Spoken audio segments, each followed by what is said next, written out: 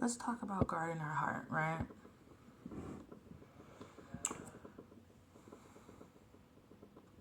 Now, I want to talk about guarding our heart because I feel like a lot of people don't understand what that means. You know, there's a lot of people who know of the Ten Commandments, but they don't know the depths of what it is just to have wisdom. You need wisdom, you need discernment to guard your heart. And there's levels to that. And a lot of our parents didn't do us a service by not teaching us that. And it's because a lot of our parents really just wanted to control us. They didn't teach us, they didn't prepare us to what the world was going to be like, what the workforce was going to be like, what it was to be like to be an adult in the system. Our parents were supposed to teach us everything. Not school, because that's indoctrination. They're going to teach you to sit down and shut up for 8 hours and do as you told. They don't teach you critical thinking. They don't teach you about your taxes. They don't teach you about money, how to buy a house, how to own land, LLCs, how to start your business. They're not going to teach you any of those things that are going to make you successful and make you a healthy human being. School was created to control people's kids from childhood. It's a terrible system, and a lot of people have fell for that system. And I used to hate school. I used to hate school because I saw from a very young age how school was such a waste of time, and how school, the years that we are in school are the vital years that we're supposed to be used to be taught wisdom, to be taught skills, to hone in on our gifts, to hone in on our talents, hone in on our spiritual walk with the Lord. Should be taught things from our parents that no one else is going to teach us. And our parents, one of the things that they were supposed to teach us was wisdom and discernment. And wisdom and discernment helps you guard your heart.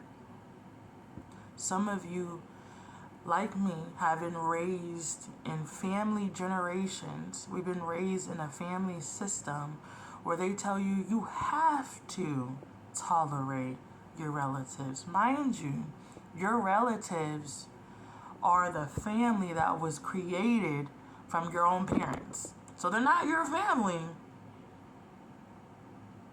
It's the family that was created from your parents.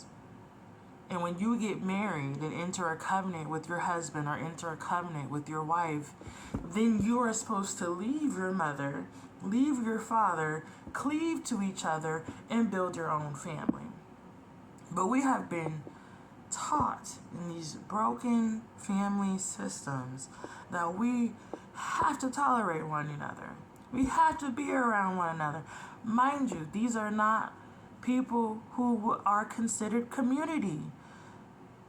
Some of us was raised in family dynamics where our own siblings were bullying us. Our mothers was bullying us. Our fathers were bullying us. We were raised with parents who had no business having children. And I made a video about this too. There's a lot of people who are parents and they have no business being parents. They didn't even want to be parents. They wanted to have sex. And the consequence of having sex outside of marriage is having children.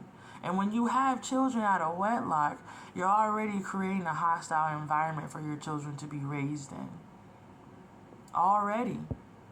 They just got here and you're already introducing them into an environment that's not going to be beneficial for them. But back to the point, we have been raised in family dynamics where you're getting taught that it doesn't matter how bad they treat you, you're supposed to tolerate them. And we've created systems to where family members, relatives, could treat you any kind of way because you guys share the same DNA in your blood. They believe they can disrespect you, they can gaslight you, they can make you feel guilty. A lot of us have parents that are good at gaslighting. You ever had a parent that tell you they try to hold over your head all the things they've done for you? I've done this for you, I've done that. First off, if you're a parent and you think that way, you should not be a parent. Your job is to take care of your child. Your job is to make sure that they're walking in a successful route. Your job is to make sure that they're successful in relationships, financially, spiritually, mentally, and physically. That is your job as a parent. You're doing yourself a disservice and your child a disservice if you hold over your head, if you hold over their head all the things that you were supposed to do for them. You're supposed to buy them things. You're supposed to drive them to school. You're supposed to help them financially. You're supposed to make sure they find a good mate. You're supposed to make sure they get a good first car. You're supposed to make sure they know how to work hard. You're supposed to make sure they build character. You're supposed to do these things. But again, if you have parents who did not want to be parents, you deal with stuff like narcissism. You deal with parents who are probably your first bullies. The first people in your life that were supposed to teach you about relationships, teach you about your heart, teach you how to guard it, were probably the first people who hurt your heart, who broke your heart. A lot of us had missing fathers. A lot of us had mothers who were working in survival mode.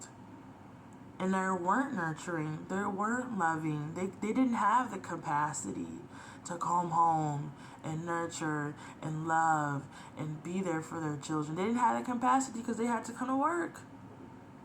And that in itself is a consequence because they laid with a man that didn't want to be a father. They laid with a man who didn't want them. Right? So we grow up in these systems where people just want access to you. And they don't care if they treat you any kind of way. And people are being taught that even though your aunt was your first bully, or your brother was your first bully, or your sister was your first bully, anybody that treats you any kind of way, that you're supposed to tolerate it. Because they're your relatives. And that's just not true.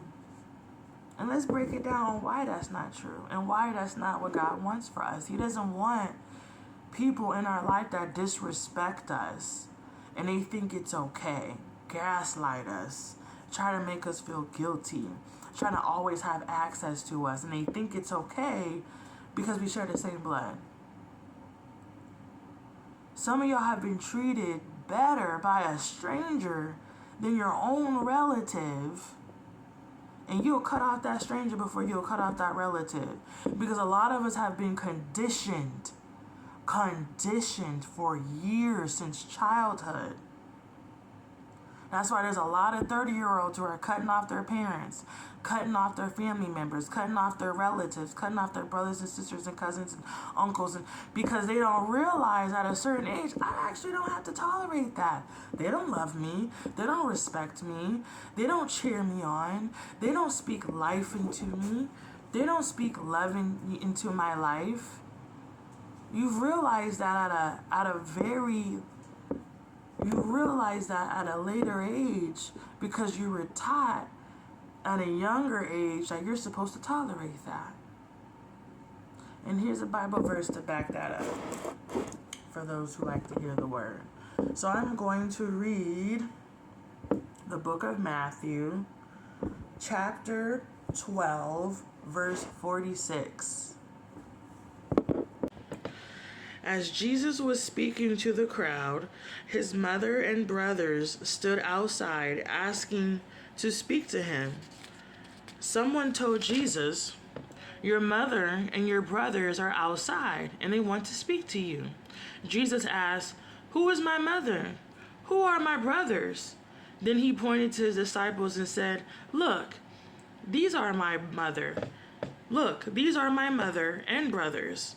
Anyone who does the will of my Father in heaven is my brother and sister and mother. So Jesus was very specific on who his family members are. It doesn't matter if they're blood. Some of you guys are constantly being disrespected, constantly having a one-way relationship because you're being taught that you're supposed to call your mom all the time, call your father all the time, call your aunt to say happy birthday. We weren't meant to do that. Okay? Your father and your mother are supposed to be calling you. They're supposed to be chasing a relationship with you, pursuing a relationship with you like our Father in heaven does.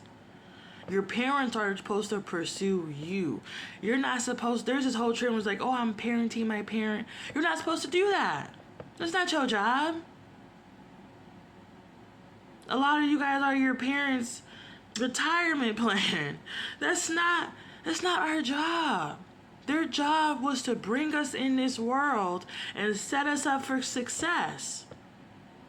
Some of you guys are constantly being disrespected, constantly in chaos because you're still connected to relatives, to people. And I always tell people to view it this way. Don't view them as your family. Do not view them as someone that shares the same blood. View them as a human being.